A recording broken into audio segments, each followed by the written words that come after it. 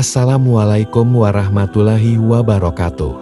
Selamat datang di channel Jagat Tauhid, channel yang akan memberikan pengetahuan dan kisah-kisah Islami.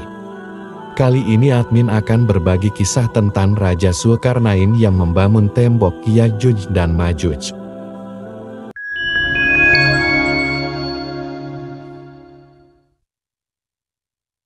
Al-Quran menyimpan kisah yang luar biasa tentang seorang raja yang saleh bernama Zulkarnain.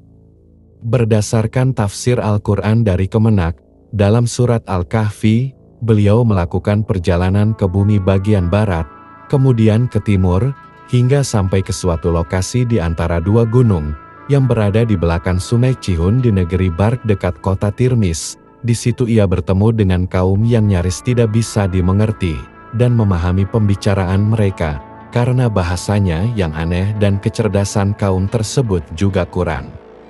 Mereka memohonkan kepada Raja Zulkarnain untuk membantu melindungi diri dari amukan Ya'juj dan Ma'juj. Dalam surat Al-Kahfi ayat 94, Ya'juj dan Ma'juj digambarkan sebagai makhluk yang menimbulkan kerusakan di bumi ini.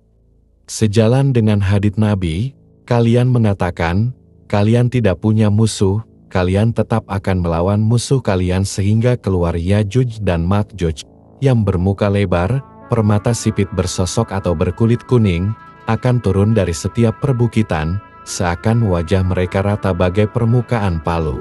Hadits riwayat Imam Ahmad. Dalam hadis lain Rasulullah Shallallahu Alaihi Wasallam bersabda, tiada ialah selain Allah, celaka orang-orang Arab akibat kejahatan yang kian dekat. Tembok pemisah perlindungan dari Ya'juj dan Ma'juj telah terbuka seperti ini, beliau sambil melingkarkan ibu jari dan telunjuknya. Zainab bertanya, Rasulullah, apakah kita akan binasa sedang di tengah-tengah kita? Terdapat orang-orang soleh, beliau menjawab, ya, jika kejahatan merajalela. Hadis riwayat Bukhari. Allah menyatakan bahwa Zulkarnain mendirikan tembok itu untuk menghalangi Ya'juj dan Ma'juj keluar dari sarangnya. Hadits riwayat Bukhari di atas diperkirakan disampaikan oleh Nabi antara tahun 622 sampai 632 Masehi.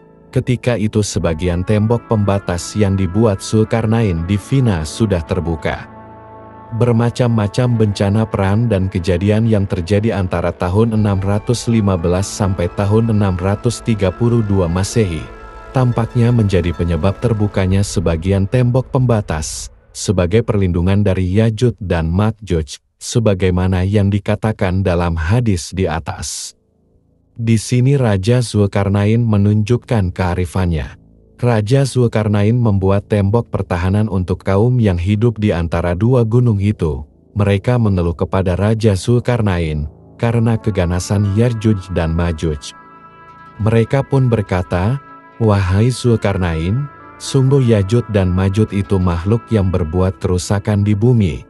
Maka bolehkah kami membayarmu imbalan, agar engkau membuatkan dinding penghalang antara kami dan mereka? Quran Surat Al-Kahfi ayat 94. Raja Zulkarnain merasa terpanggil untuk menolong mereka yang terancam itu, setelah mendengar permintaan mereka. Sebagai orang yang arif, ia tidak meminta balasan apapun, ia hanya memerlukan warga sekitar untuk bekerja sama dengannya. Menurut M. Quraish Shihab, dalam tafsir Al-Misbah, Raja Zulkarnain mengatakan, apa yang diberikan kepadaku oleh Tuhanku, seperti kekuasaan dan kekayaan yang kamu saksikan dan tidak saksikan, lebih baik daripada yang kamu berikan itu.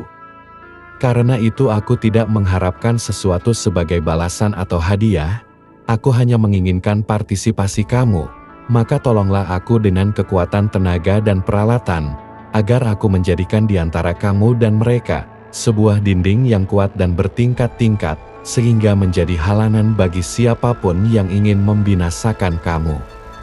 Zulkarnain sukses membuat dinding kokoh dari besi dan tembaga, dan Ma'juj tidak bisa menaikinya, karena sangat tinggi, dan mereka juga tidak bisa menghancurkannya, karena sangat kuat.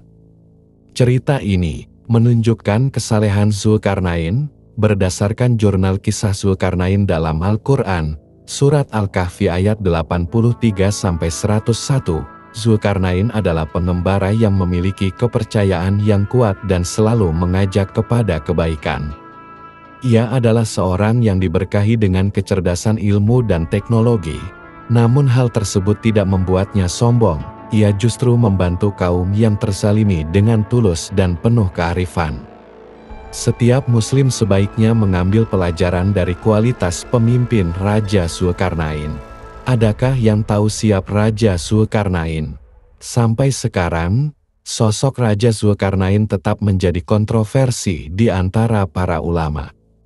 Merujuk buku Jejak Ya'juj dan Ma'juj, karya Wisnu Sasongko tahun 2010, Ubaid bin Umar yang termasuk kalangan tabirin menyatakan, Raja Zulkarnain hidup pada era Nabi Ibrahim alaihissalam. Ada juga yang menduga beliau adalah Alexander the Great dari Makedonia, sedangkan dalam tafsir Al-Quran yang dikeluarkan oleh Departemen Agama, mayoritas sejarawan menyimpulkan, Zulkarnain adalah Iskandar bin Philips laki-laki keturunan Yunani murid Aristoteles. Ia hidup sekitar tahun 330 sebelum Masehi. Zulkarnain berasal dari kota Makedonia, pernah berperang dengan Persia dan menaklukkan kerajaan Darius. Beliau lalu meluaskan kekuasaannya sampai ke daratan India dan Mesir. Di Mesir dibangunlah kota Iskandaria untuk mengenang jasa-jasa mereka. Pendukung teori ini berpendapat, dalam sejarah umat manusia, tidak ada raja yang bisa menguasai benua barat dan timur selain Raja Iskandar Magduni. Al-Quran telah menjelaskan secara rinci tentang sifat-sifat utama Zulkarnain.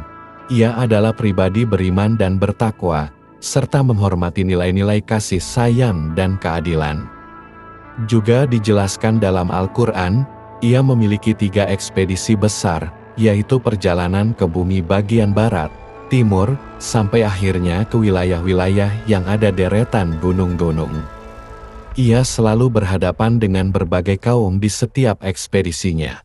Cerita perjalanan Zulkarnain ini sebagaimana yang ada dalam Al-Quran Surat Al-Kahfi ayat 83-98. Inilah cerita-cerita yang ditanyakan oleh Rabi Yahudi kepada Rasulullah Shallallahu Alaihi Wasallam, yang diwahyukan oleh malaikat Jibril kepadanya.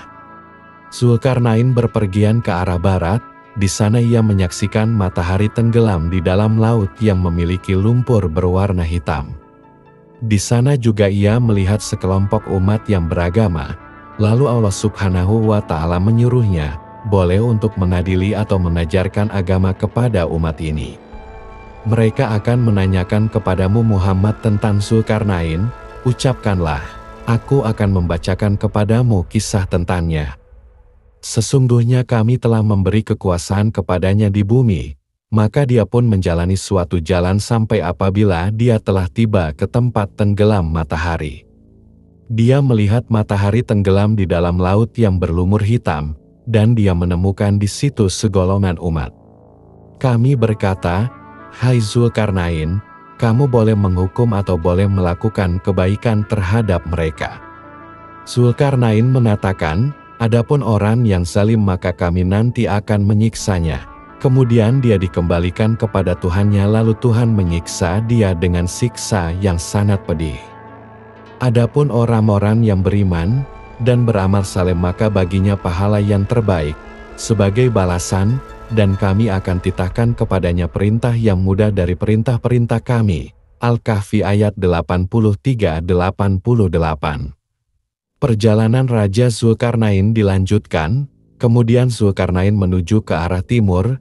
Ia kemudian menemukan umat lain yang sangat sengsara, begitu sangat miskinnya mereka, hingga tidak bisa menjaga diri mereka sendiri. Mereka bahkan tidak memiliki tempat untuk berlindung dari cahaya matahari. Kemudian dia menempuh jalan yang lain, hingga apabila dia telah sampai ke tempat terbit matahari sebelah timur, matahari itu menyinari segolongan umat, yang kami tidak menjadikan bagi mereka sesuatu yang melindunginya dari cahaya matahari itu. Demikianlah dan sesungguhnya ilmu kami meliputi segala apa yang ada padanya. Quran Surat Al-Kahfi ayat 89-91.